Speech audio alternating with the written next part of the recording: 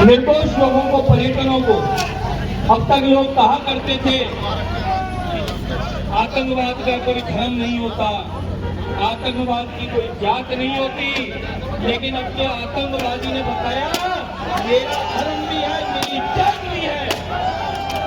उस आतंकवाद ने खुद ने बताया, कपड़े खुलवा के बहन बेटियों को ये कह के कि तुम्हारे कसम को मारते, तुम जाके मोदी से कह देना। क्यों?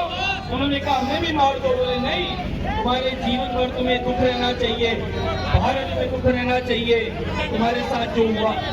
ये आतंकवादियों ने अपनी जात और धर्म बता कर दिया। और आप हम सब पूरे देशवासियों को रोष है, ये दुख है। जगह जगह आतंकवाद मुर्दाबाद, पाकिस्तान मुर्दाबाद। और हमें विश्वास है हमारे देश के प्रधानमंत्री पर, गृह मंत्री पर, पहला ऐसा गृह मंत्री है दुर्घटना वाली जगह होने के साथ तुरंत हेलीकॉप्टर उसी जगह ले जाकर रोका और वहां आतंकवाद की घटना पर जायजा लिया, उन लोगों के आंसू पोंछे जिनकी घटना घटी, और वहां पर जाके ललकारा उन लोगों को जिन लोगों ने ये हरकत की। उसके बाद से उनका पानी बंद कर दिया, अब उनके कंठ सूख रहे हैं। और आतंकवाद मुर्दाबाद, पाकिस्तान मुर्दाबाद तो हमने बोला, लेकिन हमारे प्रधानमंत्री जी ने उनकी सीलें ही सील कर दी, और सीलें सील करते पता चला कि उनकी कितनी बेगमें यहाँ घूम रही है, रोटी घूम रही है।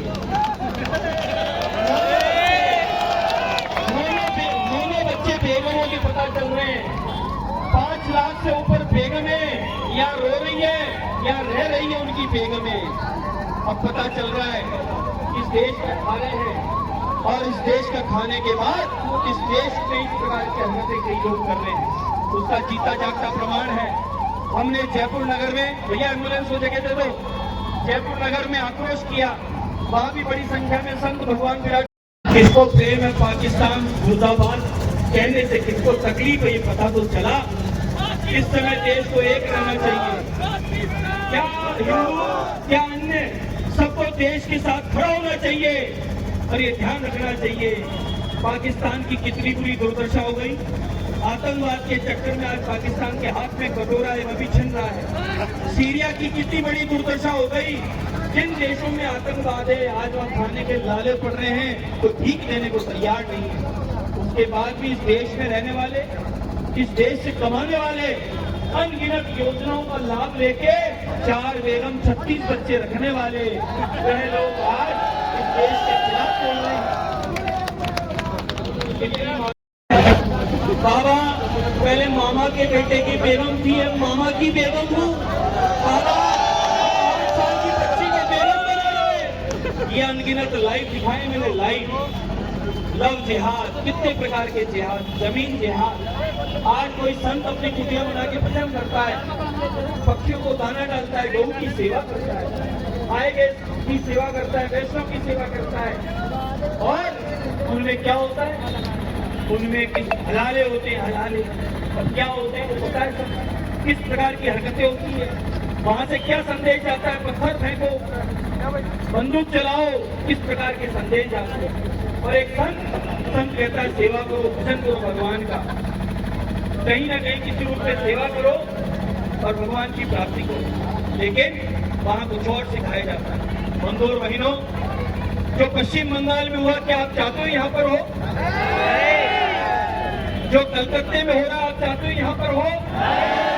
जो दक्षिण भारत में हो रहा है आप चाहते हो यहाँ पर हो? जो पाकिस्तान और अन्य देशों में जो सनातनी लोग रहते थे, जिनको जिस प्रकार से मारा काटा जा रहा है, क्या आप चाहते हो यहाँ पर हो? मेरी आपसे अपील और प्रार्थना है, ये नाली, बिजली, सड़क, ये सब काम होने के होते रहेंगे, लेकिन हमारे पूर्वजों का बलिदान याद रखना। गौ माता और सनातन संस्कृति, हमारे मठ मंदिर आश्रम को बचाने के लिए बलिदान दिया है। भले वो गोगा जी महाराज हो, भले वे तेजा जी महाराज हो, भले जात पात का भेद मिटाने के लिए राम साहब पीर महाराज हो या भगवान रामानुजाचार्य महाराज हो, सबने एक ही संदेश दिया। और तो गुरु गोविंद सिंह जी ने क्या कहा कि दोनों हाथ पे तेल लगा लो, तेल लगाकर दोनों हाथ तिल की बोरी में डाल दो और हाथ निकाल लो, कितने बार भी कोई कह दे तो भी इन पर विश्वास मत करना। ये लिखे, ये शास्त्रों में लिखे हैं। महाराज, आप लोगों से एक ही प्रार्थना और अपील है, जो सनातन के साथ है उसके साथ आप खड़े रहो। छोटी मोटी बात, पानी बिजली सड़क के चक्कर में अपने सनातन में जात पात में बटो मत। क्यों? वो बाबा जी क्या कह रहे हैं यूपी वाले, बोले बटोगे तो और स्थितियां क्या है ये? मैं दो मांगो एक, तो एक संतान के चक्कर में छोड़ो। हाथ जोड़ की प्रार्थना मेरी, हम दो हमारे दो आगे हो तो होने दो। रोज एक, ये बहन बेटे सुनते मेरी बात, रोज एक बहन बेटी को ला रहे हैं रोज। अभी परसों भी आपने देखा होगा, एक अलवर का जिहादी एक बच्ची को इस प्रकार से अगवा करके ले गया।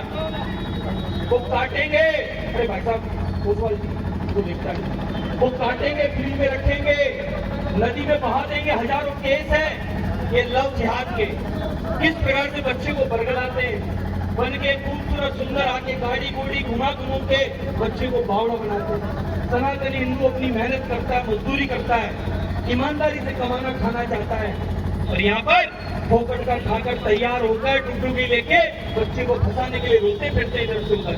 हमारी भोली बच्चियां फंस जाती है।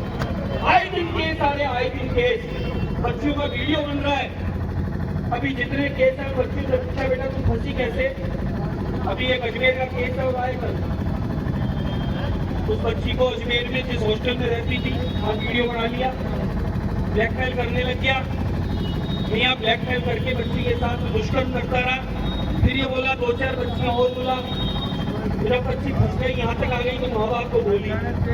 वैशालीनगर थाने में हमने केस दर्ज करवाया। एक दो केस रोज आते हैं, बच्चियां भोली भाली फंस जाती है, उनको ब्लैकमेल किया जाता है, वीडियो बनाए जाते हैं उनके, फिर उनको ब्लैकमेल करते हैं।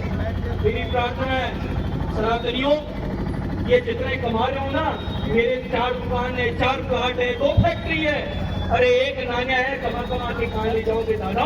15 साल बाद में राक्षस आएंगे और आपको निकाल के खा जाएंगे। कुछ लोग जाके पश्चिम बंगाल में, कुछ लोग जाके कर्नाटक में, कुछ लोग जाके आप भिन्न भिन्न स्थानों पर।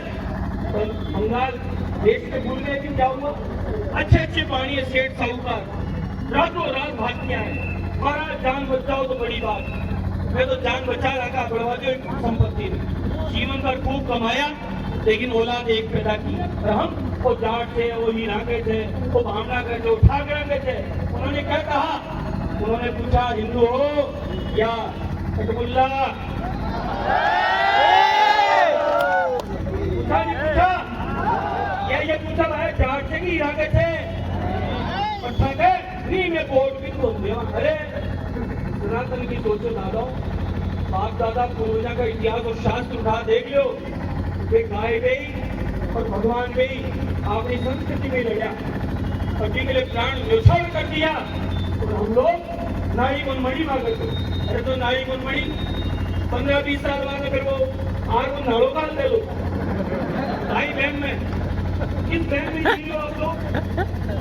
फौज में आप जाओगे नहीं, एक औलाद है आपके, पुलिस में आप जाओगे नहीं, कौन बचाएगा आपको? आज हमारा सौभाग्य है कि हमें मोदी जी का व्यक्तित्व मिला है। हमें विश्वास है कि एक एक व्यक्ति का 56 इंच का सीना है। आज खुलकर